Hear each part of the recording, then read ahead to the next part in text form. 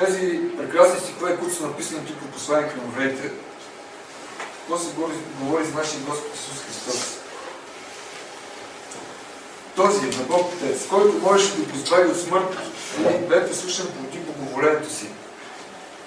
Ако и да беше син, пак се научи на послушание от това, което пострадал. Значи, вижте, тази съвършена Христова жертва, която Отец благоволява да даде на цялото човечество. Исус Христос, който син, Той е Божия син. В Него обитава пълнота на съвършенството на Бога. Изпълнен със Святия Дух безмяра. Самият Той за Него, за Господ Исус, пише, че се научи на послушание от това, което пострада. Значи, помислете си, ако Господ, ако Отец, който не е пожалил собствения си син, е го опратил не само да преживее като един обикновен човек всичко това, през което е минал, и да умре на кръста, понася греховете ни върху себе си, казва да се научи на послушание от това, което пострада.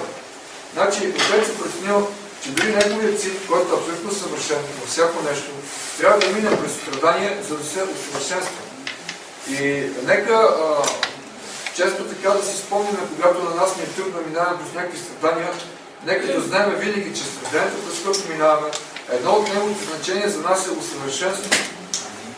Господ знае защо ни прекарва през някакво страдание. Ние не знаем, но Бог знае. Тогава може да кажем: Господи, моля Те, Боже, помогни ми, усъвършенствай ме, да се научи на послушание в това, през което ме прекарваш. А Бог знае какво ще ни даде. Дали ще бъде някакво по-добро лично ръководство, дали ще бъде изобличение за нещо, дали ще бъде нещо да ни научи, да даваме повече любов, да бъдем по-състрадателни и съчувствителни към някой. Бог знае. Но нека да го имаме това на предвид. Послушание от това, което пострада. Послушание към Бога, не към някой. Значи винаги, във всяко нещо, през което минаваме, особено в случая за страданието, нещо, което пострадваме, винаги трябва да търсим в какво да се научим на послушание към Бога. Дали ще бъде финансов проблем, дали ще бъде емоционален проблем или нещо друго. Много работи има, през тук може да минем и да кажем, че страдаме и сме пострадали. Но винаги трябва да търсим послушание към Бога. Бог има нещо против.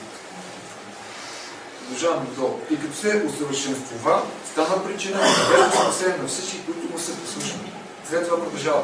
И като се усъвършенствува, значи, първо, за Христос пак се научи на послушание от това, което пострада.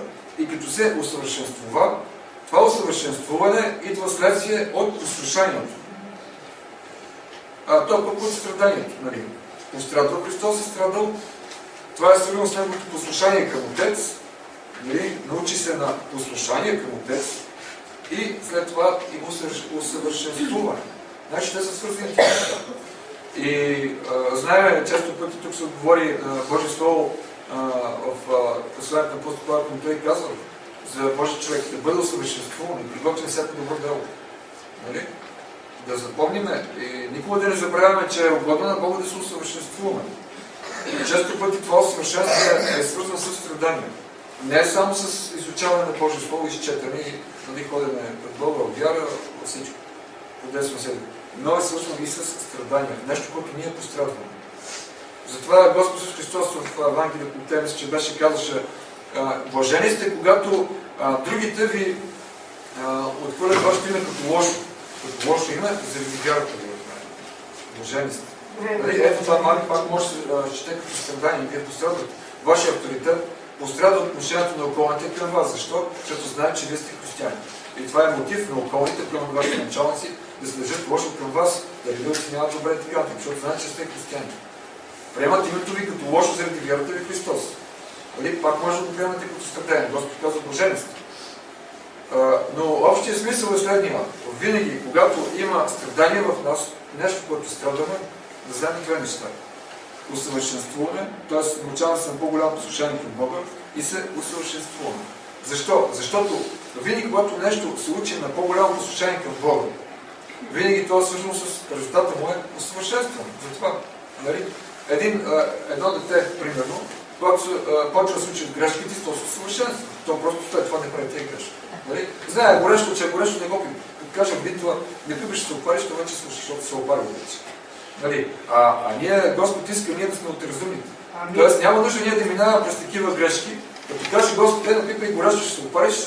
Ние казваме: не, аз трябва да се пипна да видя наистина такава. Добре, ще тръгнеш един, два пъти, три пъти, ама накрая Господ ти казва, ако се не покажеш тия швада, какво ще кажем? Аз да пробвам, ама не ме връщам от там. Нали?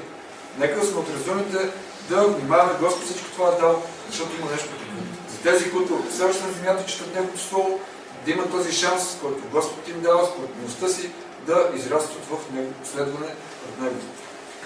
Продължаваме надолу. Така, значи това е тия в стих 4. Да. И като се усъвършенствува, стана причина за вечно спасение на всички, които не са послушни. За всички, които са послушни на Христос. Значи, на други места се казва, че Исус е дошъл да спаси мнозина. Казва, че ще бъде спасен всеки един, който го приеме. Значи, само на едно място мисля в Новия Завет, че се пишеше, че за спасението от Христос не е обяснено кои ще бъдат. В смисъл за всеки един.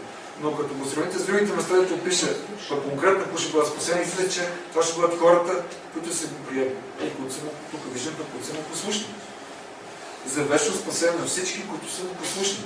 Свържете го с Ехил за покорство към Святия Дух, към Бога чрез покорство към Святия Дух, но не са Божи синове, които са покоряват и водени на Духа му. Които са водени на Святия Дух, те са Божи синове. Те са Христовите. Значи, има голямо значение това послушание към Христос. И пак тук стиховете, които се говори за това вечно спасение за всички, които са му послушни, са точно свързани с стиховете за пострадването. Което, нали, свързано с послушание към Бога, усъвършенстване. Резултата, когато ние преживяваме пред тия неща, минаваме и се усъвършенстваме, значи един от резултатите е стане послушен на Господ. На Отец и на Христос. Нека това да не го забравяме, нека така да ни бъде като един камък за стъпване, на заспъване, когато ни стане мъчно, тежко, скръбно, когато минаваме през някакви пострадвания, бих казал. Защото има страдания, дето не си чак толкова пострадал. Тук пише пострадване, но е нещо, което върху теб ти се разтоварило. Много неприятно. Христос наистина пострадал за всички хора. И относно спасението на тези, които са спасени от Него за послушните, и той дошъл за всеки един, който би го приел. Сега никой не знае дали ще се раждат точно тези хора, които биха го приели. Не знаем. Ние сме от физическите племена и знаем, че когато се спомниш от езичниците, Господ ще спре да спасява езичниците. Тогава ще почнат евреите. Тогава ще почне да бъдат съвременски Господ, тъй като спасени. Единството за края. Ще свършим. Но ние не знаем. Не знаем как е. Затова нека и да се въздържаме да даваме оценка на някой човек, когато го виждаме или чуваме. Кажем, той е така приема, няма да бъде спасен. Да, според нашето виждане и разбиране може и да е така, но той може да се покава други ден, може да се оправи и да бъде спасен. Както някой, който не заклаваме като хората, защото някой, който много го хваляме, утре други ден може да се греши на Бога, отиде в ада, и ние какво оставаме, молим на човека, пише да не уповаваме на човека.